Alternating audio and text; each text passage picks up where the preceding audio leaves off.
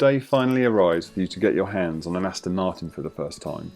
One imagines a gentlemanly, leather-clad masterpiece of automotive art. Something with grace, a sedate but lovely sounding GT cruiser that isn't too intimidating. However, my introduction to the brand was the flagship model of the current lineup, the DBS Superleggera Volante. So some numbers to kick us off: 5.2 litres, twin-turbo V12, 715 horsepower, and some say more importantly 660 odd pound-foot of torque. Top speed 211, and the price before options just shy of 248,000. The one we drove was been spec'd to just under 280,000. This is a brute of a GT car. The front grille almost snarls at you, and the side gills and bonnet vents give an impression of pure aggression. It is its torque that's most noticeable when you drive the DBS. There are just thick surges of it in any gear.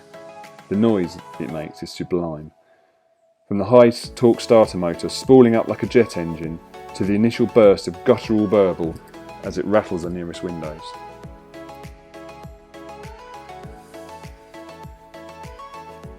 The interior is simply breathtaking.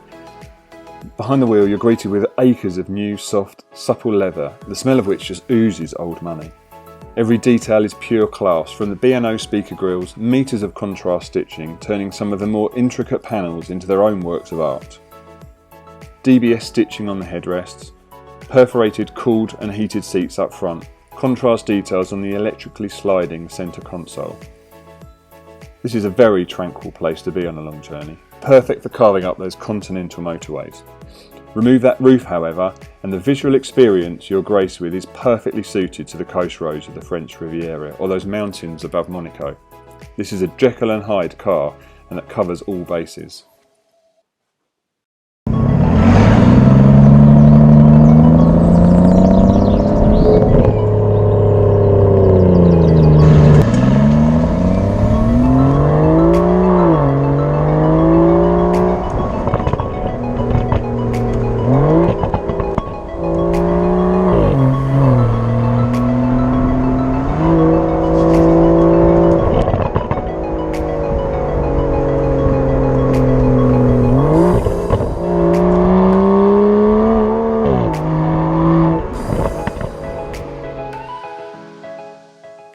Yes, the poor car is filthy, but thankfully this just shows the level of fun it's produced.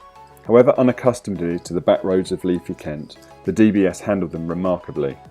It may be a little low in places, generating nervous winces at the thought of damaging that carbon splitter, but despite its size it still allows you to thread it through the tightest of country roads with relative confidence, as long as you have a light right foot. The uneven surface and adverse camber are dealt with ease. It's an absolute weapon, one you are able to tame.